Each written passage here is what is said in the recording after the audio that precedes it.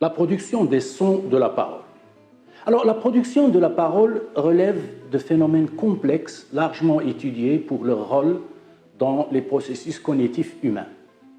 Nous nous limiterons ici aux aspects physiologiques. Alors, les trois principales étapes de la production des sons de la parole sont la respiration, donc une soufflerie pulmonaire, énergie, la phonation, qu'on appelle le vibrateur laryngé, le larynx, l'articulation, donc les cavités ou les résonateurs au-dessus de la glotte, qu'on appelle supraglottique. Alors, chacune de ces trois étapes met en action un ou plusieurs organes dits de la parole. Comment parlons-nous? La phonation est la production de sons par les organes de la voix. Elle est possible notamment grâce au souffle, produit par les poumons, à la vibration, du larynx et des cordes vocales, à la résonance, des organes résonateurs, et à l'articulation, organes pointeurs et zones pointées. En fait, il n'existe pas d'organe dédié exclusivement à la parole. À travers son évolution, l'homme a su adapter des organes vitaux à la production de la parole. De même que les doigts ne sont pas faits pour jouer au piano, mais bien pour une fonction de préhension. Les poumons servent à accomplir l'échange oxygène-gaz carbonique afin d'alimenter le corps. La langue sert à avaler les aliments et les dents pour les mâcher. Alors, la production de la parole vient se greffer sur des organes prévus pour d'autres fonctions. Commençons par distinguer deux notions souvent confondues, la voix et la parole. Alors, il existe une différence fondamentale entre les deux. Alors, la voix, c'est l'ensemble des bruits produits oralement. Alors, elle se matérialise sous forme d'ondes mécaniques qui se propagent dans l'air en vibrant à des fréquences d'oscillation allant de 40 Hz à 8 kHz. La parole, quant à elle, se définit par l'ensemble des sons des voix utilisées dans un langage. Alors, les fréquences de sons nécessaires pour produire un message intelligible, bien sûr, se situent dans une bande de fréquences plus étroite entre 300 Hz et 3,4 kHz. Alors, l'être humain sain produit un son en chassant l'air de ses poumons. Plus précisément, c'est l'appareil phonatoire, c'est-à-dire le couplage entre les poumons, les cordes vocales, le conduit vocal, les cavités buccales et nasales avec la position de la langue, de la mâchoire, des lèvres, des dents, qui nous permet de modifier notre voix de manière à répartir l'énergie déployée sur des modes vibratoires correspondant au son d'un langage.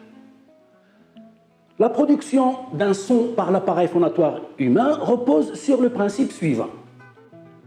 C'est une espèce de soufflerie, donc un appareil respiratoire, qui crée une pression d'air engendrant au niveau d'un vibrateur, les cordes vocales, la création d'un son qui est ensuite modulé par la partie résonateur du système, notamment les cavités buccales et les cavités nasales. Alors, la respiration, les principaux organes qui interviennent dans cette étape sont les poumons, c'est-à-dire que l'air nécessaire à la parole est expiré par les poumons qui se remplissent à la suite de mouvements des muscles intercostaux, donc entre les côtes, et du diaphragme. Alors les muscles écartent la cage thoracique, le diaphragme s'abaisse et l'air est ainsi aspiré par sous-pression. Alors l'air est ainsi chassé des poumons. C'est pendant cette phase qu'on peut produire un son.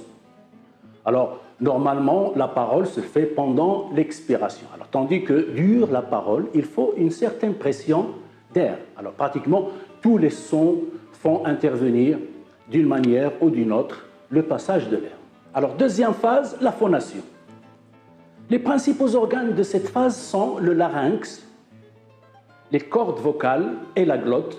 Alors, l'air sortant des poumons passe par le larynx, qui est une cavité cartilagineuse, et aussi l'endroit où sont produites les vibrations de l'air. L'air est chassé des poumons, il remonte dans la trachée jusqu'au vibrateur laryngé. Le larynx est situé dans le cou et il est constitué de muscles, de tendons et de cartilage. Dans le larynx se trouvent les cordes vocales ou plis vocaux, plus ou moins grandes selon les personnes. Lorsque l'air remonte des poumons, les cordes vocales se rapprochent pour former un obstacle au passage de l'air. L'air fait alors pression sur elles qui finissent par s'entrouvrir pour en laisser passer une petite partie, un puff d'air. Les cordes vocales vont ainsi s'entrouvrir et se refermer des centaines de fois par seconde, se mettre à vibrer et communiquer ces vibrations à l'air. Alors, l'air peut être arrêté, freiné ou mis en vibration par les cordes vocales qui sont fixées à des cartilages qu'on appelle, dans les détails, des cartilages aryténoïdes. Alors, l'ouverture entre les deux cordes vocales s'appelle la glotte. C'est-à-dire que les vibrations sont provoquées par le rapprochement plus ou moins grand de ces deux cordes, exactement comme c'est le cas pour les lèvres. C'est-à-dire, l'air sous pression essaie de sortir. À chaque ouverture, il passe avec force et fait bouger les cordes vocales. Alors, celles-ci se referment de nouveau, puis se rouvrent, et ainsi de suite. Alors, comme ces successions d'écartements et de fermetures sont extrêmement rapides, c'est-à-dire au moins 100 fois par seconde, on obtient une vibration continue dont l'oreille ne peut pas percevoir les éléments. Donc, on a l'impression, en fait, d'un son uniforme.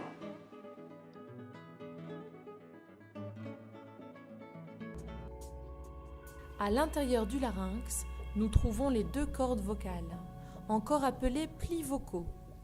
L'espace entre les cordes vocales s'appelle la glotte.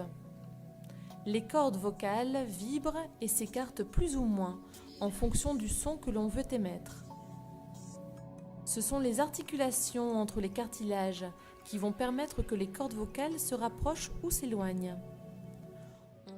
Ensuite, la phase de l'articulation. Alors, les principaux organes de cette phase, niveau articulatoire, sont les cavités supraglottiques, qui sont au-dessus de la glotte, le pharynx, la cavité buccale, les lèvres et les cavités nasales. Alors, l'air passe par le pharynx au niveau duquel se trouve l'épiglotte, au-dessus de la glotte, qui agit comme un couvercle qui se rabat pour empêcher les aliments de passer dans la trachée. L'air arrive ensuite dans le pharynx, c'est-à-dire la gorge et la bouche, où il est amplifié par les résonateurs, principalement cavité buccale et cavité nasale, et modulé par les mouvements de la mâchoire, de la langue, des lèvres et du voile du palais. Ainsi, la voix humaine est le plus complexe et le plus extraordinaire de tous les instruments. En quelque sorte, un instrument à vent, à cordes et à percussion en même temps.